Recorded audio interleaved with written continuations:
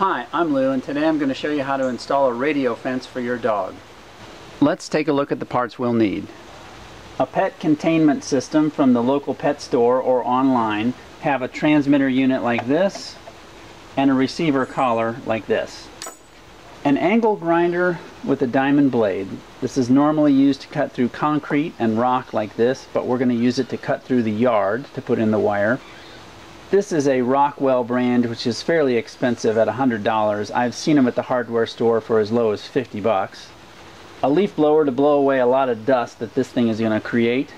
Headphones to protect your hearing from these two things. And a dust mask to protect yourself from all the dust this is going to generate.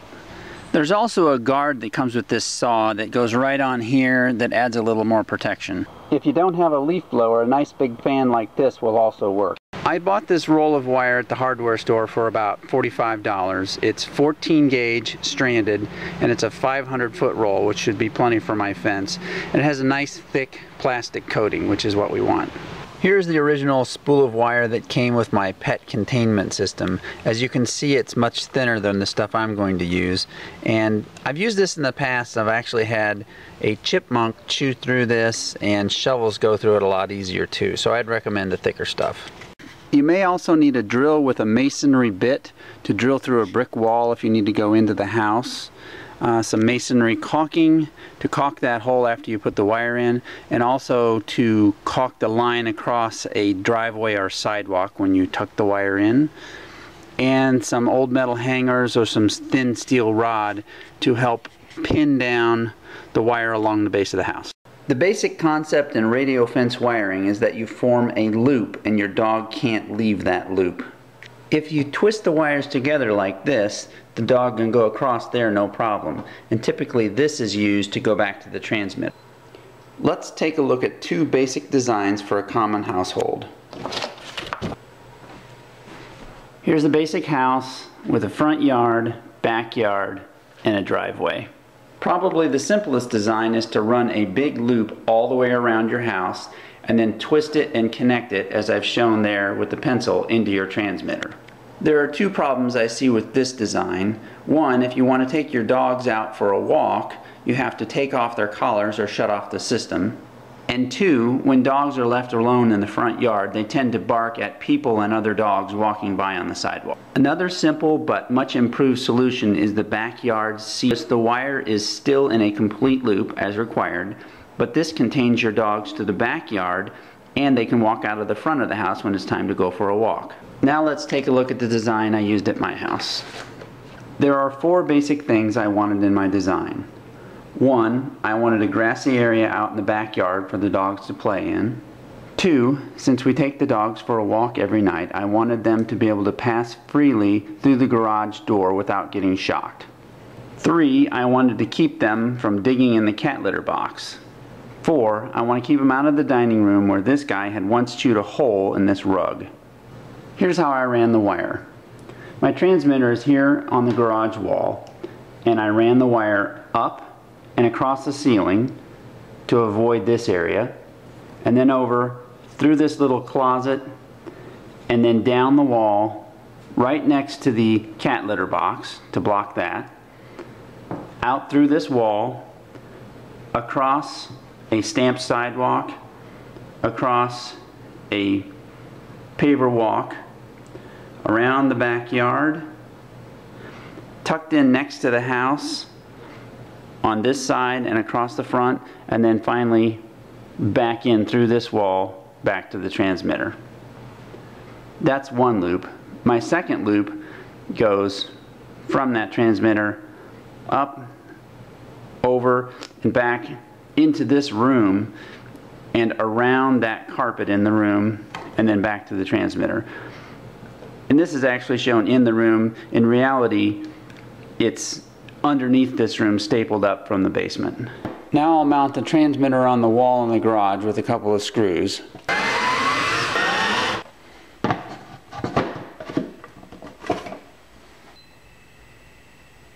I run the wire all the way up to the very ceiling of the garage and staple it all the way around the inside of the garage,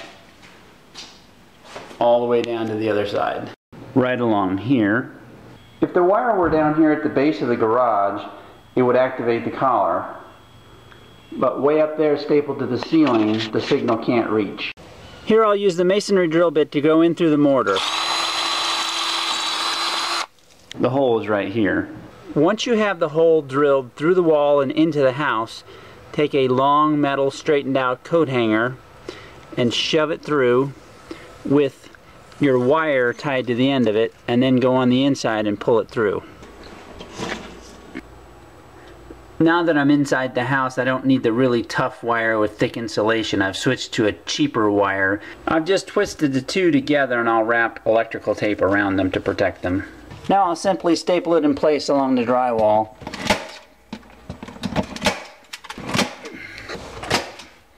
And you can see I've continued this up the wall, across the ceiling in my closet, and all the way out to the garage. Right along here. So the wire comes out of the hole, goes along behind this bench, along the base of the wall, through the mulch, and finally to my walkway. I buried it along in this crack, across this. I'll use my concrete and masonry caulking to seal that wire down in the hole. And then under the paper, all the way back out to the backyard. Through here. I ran my wire in pretty much a square pattern in the backyard. Notice that I put white rope out there so the dogs would know where the line is. Around the backyard.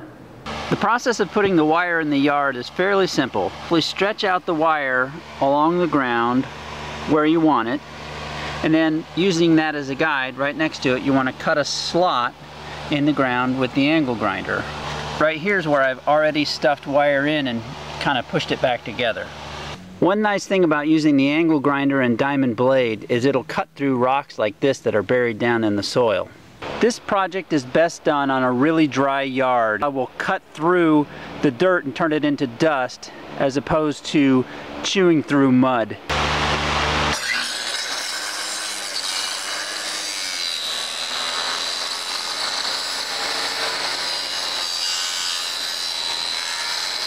Simply push your wire down into the groove as you go along. It helps to have a flat blade screwdriver to work with. It will help you to clear out the path and then sometimes push down the wire. Don't push down so hard that you nick it.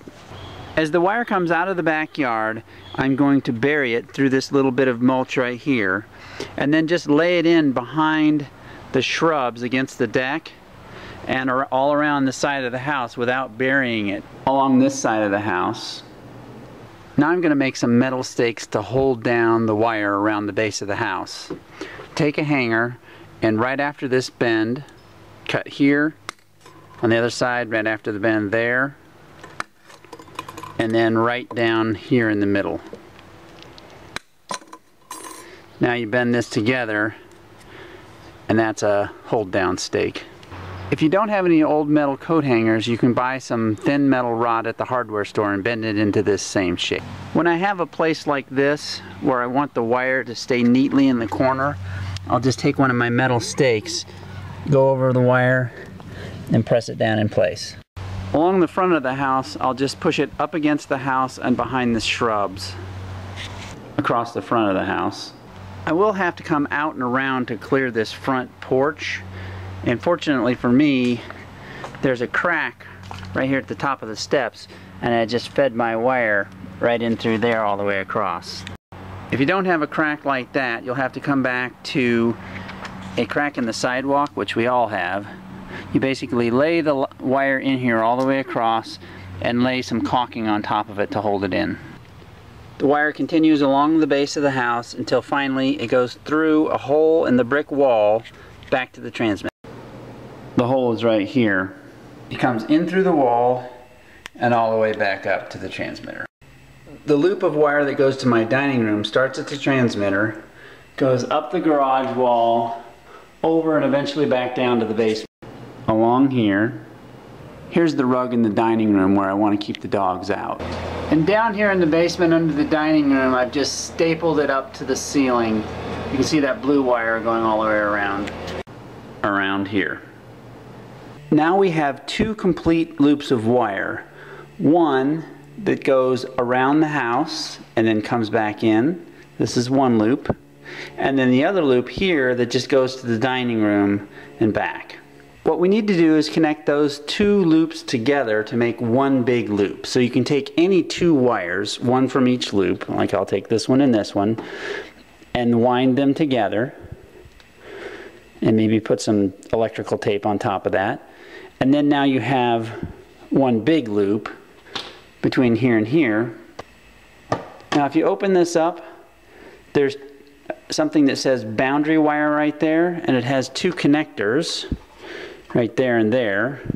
You basically push those down and stick these wires into it and release. Same thing over here. Push down, stick the wire in, and release. And you can hang the thing back on the wall. Now take the power supply that came with the system, plug it into the wall, and plug it into your system. If you've got everything wired up correctly, you should have two red lights like that, and it's quiet. If you've got something wrong and a wire's not connected up properly, it'll beep like this. Pet containment systems come with these little flags that you stick in the yard to show your dog where the wire is. They don't provide very many and they break easily when you stick them in the ground. I prefer just to use a rope so they can see along the whole way. If you don't have a rope, an extension cord will do just fine. To train your dog, start by taking these shock posts out.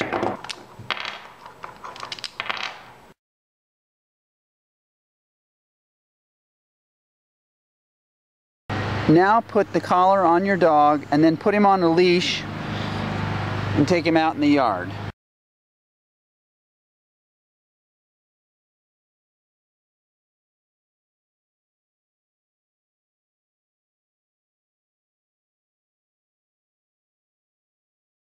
He'll also hear the beep and realize that's a bad thing too.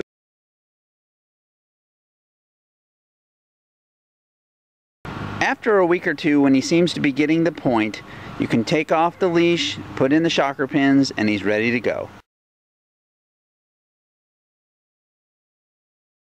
And here are my dogs, Cody and Peach.